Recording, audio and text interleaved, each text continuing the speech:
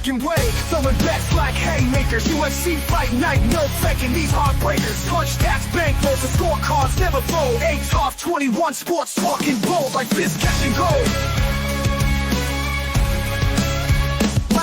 Erik saying underdogs got swagger.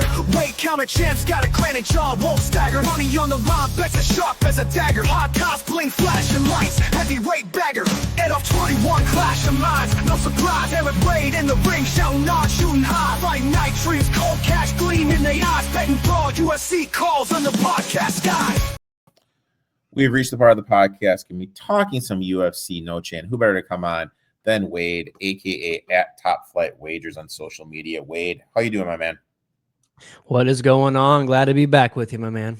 I'm a little disappointed. I thought you'd have your JJ McCarthy jersey on. I'm not sure. I'm there yet. Poster of JJ McCarthy as your background. Changing all your kids' names to JJ McCarthy. I thought you'd be going gun-ho. A little disappointed, my friend. A little disappointed. I am not sure I'm there yet on him. I'm not sure. So those tuning in, I was gone. I take a little sabbatical in August, and I had to have some crazy work stuff going on. So I haven't been able to record. Back this week. My boy Wade is back.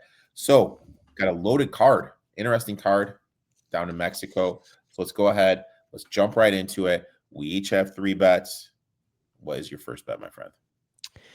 Yeah, I'm going to go ahead and take Claudio Puelles to win over Joaquim Silva. Now, I do feel like there's a little bit of love for Silva out there, and I do understand that. Puelles is usually not a fighter I would normally bet on, but I do think this is a good spot. I've heard word to the grapevine that he might be on some secret sauce. He sure looked like it in some of his recent pictures. Those are fighters that I always like to back. He is coming off of a tough Dan Hooker and then a split decision to Faraz Diam. So 2 really tough losses back to back. I can see why somebody might go take some sauce, try to get back in the win column. And I just think I think he's got a little bit of edge here. He is coming in as a grappler over more of a Brazilian jiu-jitsu style for Silva. Puelles is really, I think at the end of the day, he's just going to kind of wet blanket Silva for most of the fight. He's going to be hunting submissions. 57% of his wins come by submissions.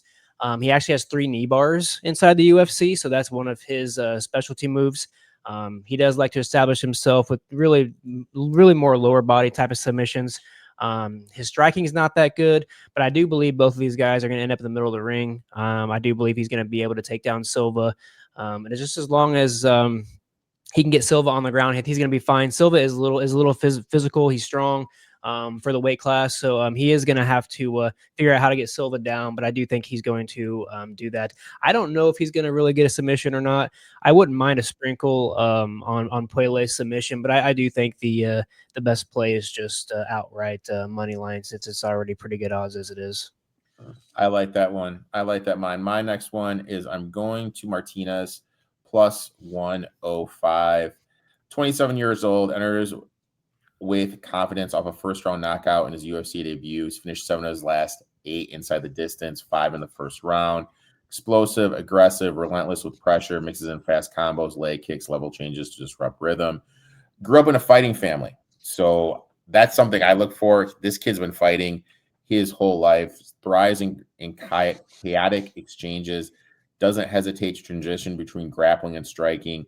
5.46 strikes per minute, 52% accuracy while absorbing just 2.7. When we look at the durability and defense, Martinez has a perfect 100% takedown defense in the UFC, limiting Font's wrestling threat, 0.79 takedowns per 15 minutes at 34%. This keeps the fight stagnating, where Martinez's power is dangerous. Martinez can frustrate Font by neutralizing his jab with a speed, counterpunching, while using lateral movement to avoid exchanges. Early pressure could bank some rounds with his athleticism. Font's 38 too. 2-3 in his last 5, has been stopped in 2 of his last 3 losses. His durability is slipping, and his wins have come via decision rather than dominance. Martinez is stepping up on short notice, but we need to remember he's been in camp. He's been training. He looked good at the weigh-ins. Short notice spots offer younger fighters explosive fighters who can start and overwhelm these veterans. Martinez's blend of speed, accuracy, and pressure make him a tough stylistic matchup for Font. I think he's going to disrupt his rhythm, outland him in clean exchanges. I think he could even potentially score a late finish. I'm just going to take Martinez here, plus 105 on the money line, my friend. I like it. As you know, that was one of my, that's actually my top play on the free article that I post out on eatwatchbet.com. So if you guys want to go check that out, there's got David Martinez out there. I gave him out at plus 110. I've also got a parlay on that article and an underdog DFS slip for you guys to check out. So make sure. For those watching on YouTube, I'll make sure that link is in the bio below. Let's go ahead and let's shift our attention to your next bet, my friend. I'm taking a shot, man. I think maybe coming out to California, maybe I'm turning in a little bit of a U here and taking, shoot or shoot a little bit. I think Aguilar's got a good chance here against Luis Gurule. Look, he's just a lot of people like to say he's just a dog, and a lot of people like to say who's he beaten, and I kind of like to look at who's he lost to. The only 2 losses that he has in the UFC are to Tatu Taira and Esteban. So 2 losses that he's got are to very, very high skilled fighters. Obviously, I don't think Luis is in their level. Prior to his unanimous decision loss to Esteban, he was on a 3-fight win streak, winning 2 of those by finish, 1 by knockout, 1 by submission. I just think if he can survive the first round here, I think he has a chance to win rounds 2 and rounds 3. It's said that he has one of the best guillotine chokes in the game, and I do believe he's going to be hunting after that. 64% of his finishes or his victories have actually come by submission, so I do think that's probably his best chance to victory if this goes to a decision. I actually am not sure he's going to win, so I will say that I gave out this as the main play. I did play a hedge on Gurule to win by decision at plus 130. Because if this goes to a decision, I do think Gurule is probably going to get his hand raised. But I just think Aguilar, he has a chance to outdog him and find a submission at some point in round 2 or 3. So if you guys are long shot takers, submission by Aguilar in round 2 or round 3 would be a really nice look for this fight. I like that. I like that one a lot. I went to Stolfus plus 210. He's going to have the size grappling edge, 6 foot, 75-inch reach advantage, giving him a clear-cut physical advantages over Calvin Gastelum. He averages 2.3 takedowns per 15 minutes, 1.3 sub attempts. 6 of his 16 wins have come via sub. Calvin's takedown defense sits at 58%, solid, but still not top of the game. If Dustin's able to get cop control, I think he finishes it. Calvin's decline, once an elite contender, just 2-3 in his last 5. Hasn't scored a finish since 2017. At 33, he's slowing down, absorbing 3.56 significant strikes per minute. And guess who missed weight again? He missed weight again. That signals not a physical decline, but also potential fatigue and some focus issues. Dustin has never been knocked out in the UFC. He's comfortable in brawls, has a grappling and pressure game, can make this ugly, drag Calvin to the deep waters, swing rounds his way. Calvin often goes a distance, which means a grinded-out decision is firmly in play for Dustin. But submission game offers a clear path and even bigger upset. Plus 200 imply odds, undervalue his real chances. My model projects him at closer to 140. If you want to do a small bet on him to win via his decision, if he gets 600 or better, I like that. But bottom line, his size, grappling, durability make him a dangerous underdog in a fight where I'm just not the biggest Calvin Gastelum's fan. So I'm going to take the plus 200. Now, let me ask you this. Do you feel if in UFC fights, because right now, if you missed weight, it's like what, 35% of the purse? That's usually 30, depends on it. His weight was like 5, so I think they charge him a little more. If they were to add, hey, you know what? That plus you're going to start down 1-0 on the scorecards. I feel we wouldn't see as many people lose weight. Probably. You know what I mean? Like, obviously the fighters don't respect what you're doing, so you got to change it up a little bit. And I feel like if that's the case, this would happen less and less. Yeah, I think some fighters, it's also a game plan of theirs to miss the weight. Some of them don't care about the money. He's one of the fighters that I don't think cares about the UFC money. He probably makes a lot of money outside of the UFC. So I think he might be doing this for to have an advantage inside the octagon. Actually, Just the love of the game. he made his weight last fight against Piper. So I don't think I know a lot of people like to joke around about him eating. I do think it's part of a game plan. All right, let's jump it in. Like you said, Stolfoots is a bigger fighter. So how do you combat that? Do you come in heavier? Come in fatter and out Yeah. of shape, dude. My only worry about that pick is if he does just get on top of Stolfoots, he's just gonna lay there and land. I don't know how Stolfoots is gonna get up, but we'll see. Yeah, hopefully. It's a nice pick. I like that's what happened. That's what happened last time. Like last time when I was in the great state of Indiana, and I bet against him, and he came in overweight, and he just laid on the fighter. So hopefully, you don't see a repeat of that. Next one, my friend. Yeah, I'm going to take Quang Lee. Got him at plus 125 over on Novig. This is pretty much just a simple fade on the youngster Santiago Luna. He's just 21 years old. He's actually skipping the contender series. He's got the Mexican background, so they're bringing him in for the Noche card. He's got a pretty big fan base there. He has a 100% finish rate on the regional scene. 67% of them are by submission. He's a pretty good wrestler. Obviously, he's a really good submission artist. That's probably what he's going to be looking for in this fight. Lee, I like him in this fight basically because of his age and his experience. He's got, I think, 3 fights in the UFC. He is 1-2, but he's actually fought some pretty decent competition. He lost to Chris Gutierrez, and then he is actually coming off a submission win over Gaston Bolanos. He got him in the second round with the rear naked choke. He's known to be tough. He's grit. He's got some decent hands. He's got a really good fight IQ, which is why I kind of like him in this spot against the youngster. He's gonna bring these guys into a tough exchange. I think he can handle the grappling if it gets to that point. He's got a handful of submission wins on his belt himself. So I think Luna's going to have to be careful trying to rush in for a submission. I think Lee might be able to catch him there. Either way, I'm either going to look really good on this pick or I'm going to look stupid, and Lee's probably going to get taken out of there pretty quickly because I know this youngster's got some good juice behind him. But Got some gusto. Yeah, he's going to be a good one, but I just don't think he's ready for the spotlight. It's a big spotlight, especially jumping into the UFC like this. I know Lee's not the best fighter in the world, but at plus 125, I think this fight should be I think he should be more like minus 125 than plus 125. So it's just more of a value play, playing it on age and level of competition both these fighters have seen so far.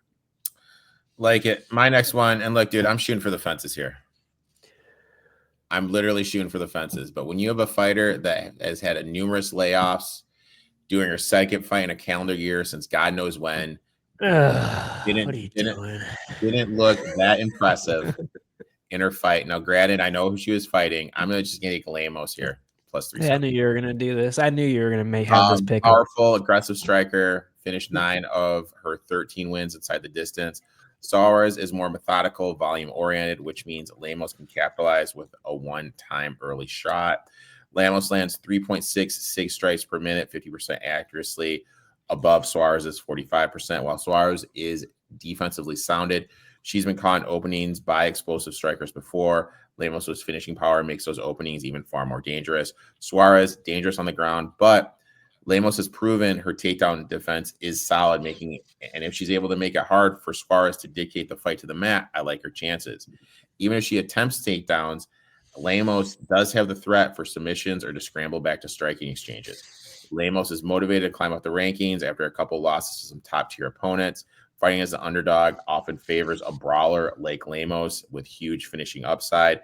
I see the plus 375, and that's just way too big. And I feel like Lemos has been around the block so much, she should be able to stop these takedowns from Suarez. And look, props to Suarez. You know, she's had some stuff off the mat, and she's battled through. She's got to these positions. But to me, that's kind of a red flag. This is a big turnaround for her. You know what I mean? This is something she hasn't done before. And I think we're getting a little bit of a big price at plus 375. If she was plus 200, plus 250, plus 275, I wouldn't be taking this bet, but at close to 4-1, the value is there. So I'm taking Lemos here plus 375, my friend. Yeah, this is a tricky fight, man. Tricky fight to figure out. That's for sure. Now I'm putting you on the spot because you know what? Me being the shitty host I am, didn't remind you about this. What is your finish for the fight? Like, what are you going with as the finish, my man? Finish? Yeah. We each have to pick one thing we think is going to get finished. Like one, like. Can I just do inside the distance? Inside the distance, whatever you want. I'm going with coast to inside the distance. You're going to go on coast to inside the distance. Okay, so let me get this one up. I am on the lovely Hard Rock app. You're going to go Costas. Let's see if they offer Costas inside the distance. Fight to go the distance. If you have to choose, I guess I'd say knockout, maybe some. Costa to win by finish is plus 115. I'm assuming that means inside the distance, right? Yep. All right, boom. Really? That's plus money right now? Plus one. Yep. And then what am I going to go with, dude? See a decision there. What am I going to go with, dude? Should have done the Quang Lee. That fight's probably going to end inside the distance by somebody. What am I going to go with? I want to do something just to piss you off because that's my favorite thing in life to do, and I haven't talked to you in a while. You should hedge your... Just find something. Winning method. It'll be crazy if Lemos knocked out Suarez. I'm gonna go. I think it's the opening fight. I'm gonna go Rendon by decision. No, she's probably gonna lose. I don't know. Maybe it's a good one. She's fighting a newcomer. I don't mind it. It's a spot. It's a good spot. Plus 545. So that's our finished parlay. You have Costa. If we lose our parlay to a 19-year-old girl, I'm gonna be pissed off. Dude, okay. I'll tell you what. If we lose, I don't mind it. If we lose to a 19-year-old girl as a housewarming gift to you, I will send you a Minnesota Vikings t-shirt. Let's do it. Okay. So that's it right there. Now, if this hits, I just expect a nice text message from you just saying, hey, well done, Thank man. you. That's all I want. Just well done, man. That's all I want. Let's do it. Well done. Let's do it. All right. So that has it. been placed. Nice little plus 545. Let's go ahead and let's bring up the good old DraftKings. And let's build a little DraftKings lineup here, my friend. DraftKings here. I already put Martinez in because both of us are high on Martinez. Anyone here else that you're looking at, my man? Jared Gordon's probably one of my favorites on the card. Okay.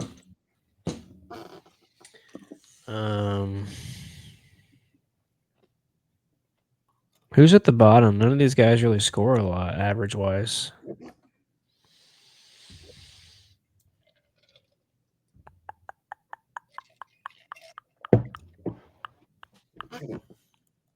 Go down. You could always do your Rendon girl. I really don't mind her at all. And she's cheaper.